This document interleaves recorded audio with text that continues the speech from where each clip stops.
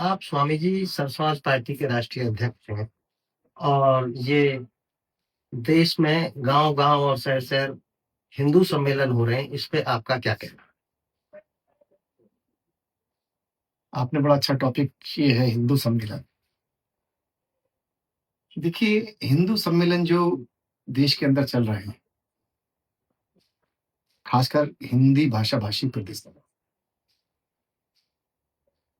ये चुनाव की तैयारी है आरएसएस की और बीजेपी। जी। कारण क्या है कि कोई ना कोई टॉपिक तो चाहिए चुनाव लड़ने के लिए। हुँ। तो जितने भी हिंदू सम्मेलन ये करा रहे हैं, ये सिर्फ चुनाव की तैयारी है हुँ। आरएसएस की और बीजेपी की। और क्योंकि बैकवर्ड इनसे हट रहा है, आदिवासी इनसे हट रहा है, दलित इनसे हट रहा है, अल्पसंख्यक भी इनसे हटे हुए हैं। हुँ। अल्पसंख्यक में काफी समाज हैं जो सनातन से भी आते हैं। वो समझ गए हैं कि ये सरकारें जो वर्तमान में चल रही है, तीसरी योजना की सरकार है केंद्र में, ये सरकारें कुछ भी देने वाली नहीं है बैकवर्ड ओबीसी को, आदिवासी को, दलित को, खासकर बैकवर्ड को तो कुछ देने वाली नहीं।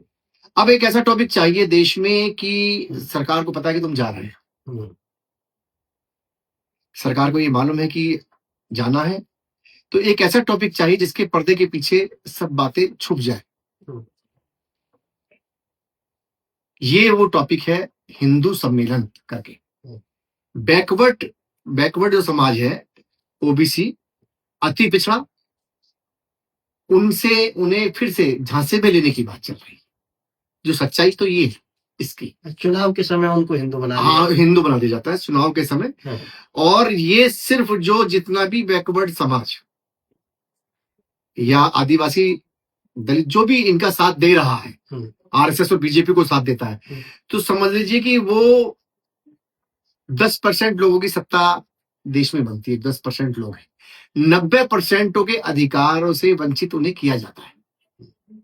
तो ये बैकवर्ड समझ रहा है, जो बैकवर्ड के बच्चे आ रहे हैं ओबीसी के, वो भी समझ रहे हैं, और दलित भी समझ रहे हैं, और अल्पसंख्यक भी, आदिवासी भी समझ रहे हैं इस विषय को।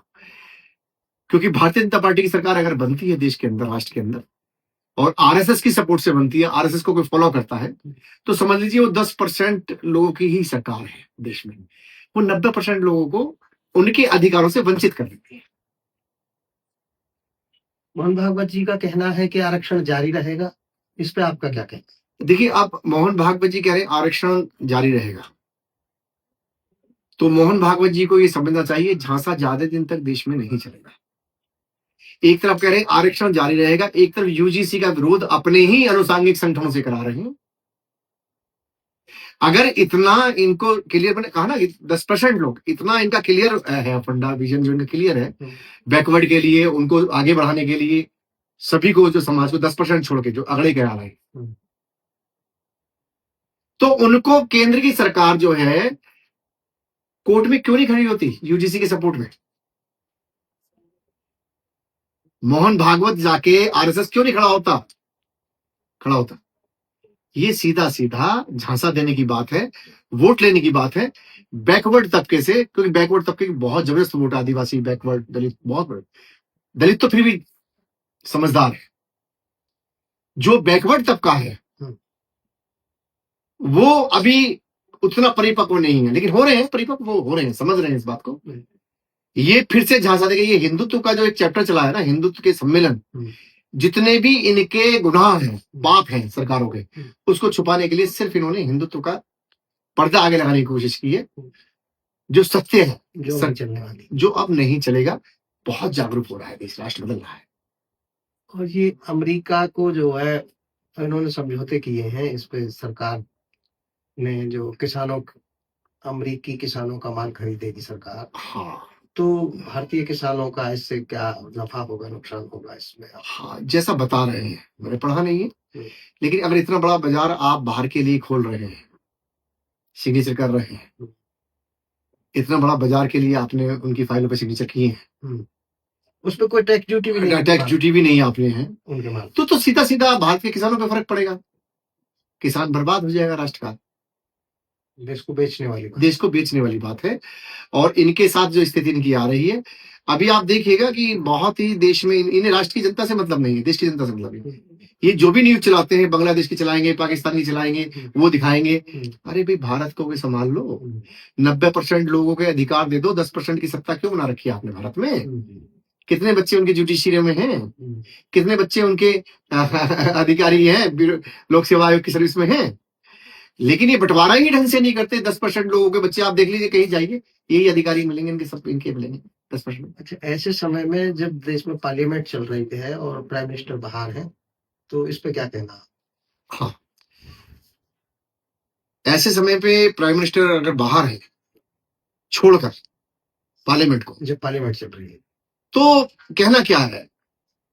वो सिर्फ अपने सुख के लिए, मैं अय्यासी शब्द यूज नहीं करूंगा क्योंकि ऐसे शब्द यूज नहीं करने, मर्यादा में रहना है। अपने सुख के लिए बने हैं वो देश के सुख के लिए नहीं बने, देश की जनता के 90% के लिए नहीं है। वो 10% लोगों को लाभ देते हैं और बाहर भाग जाते हैं। अभी तो देखिए एपिस्टन फाइल आ रही है, बहुत सारी चीजें ऐसी भी चल रही हैं, उसका भी बड़ा घिनौने देश में हो। पार्लियामेंट का सामना नहीं कर रहे, पार्लियामेंट का सामना कर नहीं पा रहे हैं और विपक्ष का सामना नहीं कर पा रहे हैं इस समय, क्योंकि जो सत्य है ना, सत्य थोड़ा समय लगता है, अब सत्य बाहर आ रहा है। और जब सरकारें जाती है, जब तो पता चलता है कि कितने घोटाले हुए हैं। आज देश की जनता त्राहिमाम है। देश में महंगाई देखिए, सब देखिए, कहीं कुछ भी देख लीजिए, हर जगह तबाह हो गया है। तो क्या आपकी पार्टी इस बार चुनाव में जा रही है उत्तर प्रदेश में? हाँ, उत्तर प्रदेश में चुनाव लड़ेगी पार्टी, उसके लिए तैयारी चल रही है। और हम तो 90% लोगों के साथ हैं, पीएडीए में। हम पिछड़ा, आदिवासी, दलित और अल्पसंख्यक के लिए कार्य करते हैं, 90% लोगों के लिए। आपका कहना है आप ज्यादा टिकट युवाओं को देंगे? हाँ, हम ज्यादा जो टिकट देंगे वो यूथ को देंगे, 25 से 35 के बीच का। हम जो युवा को ज्यादा टिकट देंगे विधानसभाओं में, असेंबली में, और आगे भी है जो मौका दिया जाएगा वो भी युवाओं को ही अधिक दिया जाएगा, चाहे लोकसभा के टिकट हो। जो पार्टी में निष्ठा से, जो निष्ठा से पार्टी में काम करेगा, जो पार्टी के लिए निष्ठा से रहेगा, उसको टिकट दिया जाएगा। क्योंकि ये जो पार्टियां सत्ता में चल रही हैं, ये कहां से ये टिकट देती नहीं कार्यकर्ताओं, चूसती से उनको, कार्यकर्ताओं को चूस लेती हैं, उनको बिल्कुल बर्बाद कर देती हैं। ये कार्यकर्ताओं को कुछ नहीं देती। ये तो एक बहुत लंबा 10% लोगों का खेल है। वहां तो जो 200 करोड़ का आदमी होगा वो सांसद बनेगा, जिसका एक हॉस्पिटल होगा उसके 4 हॉस्पिटल 10 बन जाएंगे, जिसका एक स्कूल होगा वो 20 स्कूल जाके बना लो। इन्होंने ऐसा वहां रखा है गेम। इनका जो गेम है, जो वर्तमान में सत्ता चल रही है, इनका सीधा सीधा गेम है, भाई तुम्हारा एक स्कूल है वहां 10 बनाओ, हमारे पास आओ। हाँ, एक बात और कहना चाहता हूं इसी विषय में राष्ट्र की जनता से, कि शिक्षा चिकित्सा देश में हो एक समान और सभी को मिले निःशुल्क।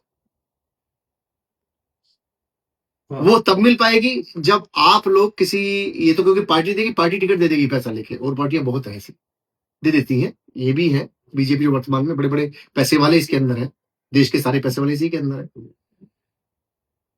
ऐसे लोगों को वोट ना करे देश की जनता, बैकवर्ड क्लास, आदिवासी, अल्पसंख्यक और दलित, जो हॉस्पिटलों के मालिक हों, डॉक्टर हों, स्कूलों के मालिक हों, इंस्टीट्यूट हों, वो कभी भी आपके अधिकारों को आपसे वंचित रखेंगे, मिलने नहीं देंगे। वो बीच में दीवार आपने खुद ही खड़ी कर रहे हैं ना उनको वोट देकर।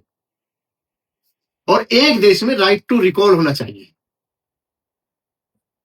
जिसे जनता चुन के भेजती है उसे वापस बुलाने का अधिकार भी, अगर भ्रष्ट नेता है और गलत हो गया है, पथ भ्रष्ट हो गया है जाके, तो उसे वापस बुलाने का अधिकार भी जनता का होना चाहिए। तो राइट टू रिकॉल होना बहुत जरूरी है देश के अंदर। राष्ट्र के अंदर जब राइट टू रिकॉल होगा और शिक्षा चिकित्सा देश में हो एक समान, सभी को मिले निःशुल्क, जब ये चीजें मुद्दे होंगे तो समझ लीजिए देश एकदम स्वीप करके आगे जाएगा और सत्य में ये विश्व गुरु बन जाएगा।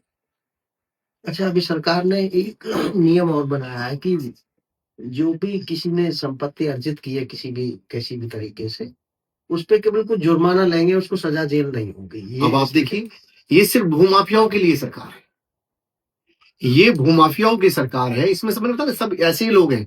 सरकार ने कानून बना दिया कि भाई अगर किसी ने संपत्ति अर्जित कर ली तो उससे जुर्माना ले लेगी। तो आप तो बढ़ावा दे रही है ना सरकार कि आप छीन लो, गरीबों की संपत्ति छीन लो, खेत खलियान छीन लो, मकान छीन लो, और वहां जाके आप कुछ जुर्माना जमा करके बच के निकल आइए। ये सरकार का कोई फंड नहीं, सरकार बिल्कुल झांसा दे रही है और सरकार जाने वाली है, मैं आपको बता रहा हूं। अब ये नए नए फंड निकाल के आ रही है, जैसे हिंदू सम्मेलन राष्ट्र में चल रहे हैं, अपने सारे पाप छुपाने के लिए हिंदू सम्मेलन खड़े कर दिए, अपने सारे गुनाह छुपाने के लिए हिंदू सम्मेलन आरएसएस ने, बीजेपी ने खड़े कर दिए। चुनाव आ रहा है इसलिए। इसी के साथ मैं अपनी वाणी को विराम देता हूँ। धन्यवाद स्वामी जी।